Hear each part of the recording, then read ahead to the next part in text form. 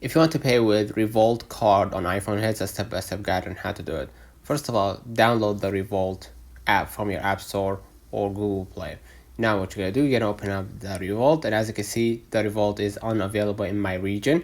It's only available in United Kingdom and other Western and Europe countries. Now, what you're going to do after you've set up your account and everything, you're going to be able to, they will walk you through how to create a new card if you want physical or digital card. And after you set it up, go back to your screen if you want to know how to pay with Revolut Card, and then go to the wallet.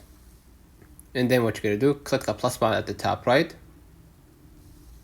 And as you can see right here, you're going to be able to add debit or credit card or transit card. In my case, I'm going to add debit or credit card. Click continue, and then you can hold near the card if you have a physical card, or you can just enter the card credentials manually into the name and the card number, and they will verify with the card issuer that this card is legit, and you're going to be able to pay with your credit card, right? So go back to your screen and then double click your right thumb. You're going to be able to see this is your new card.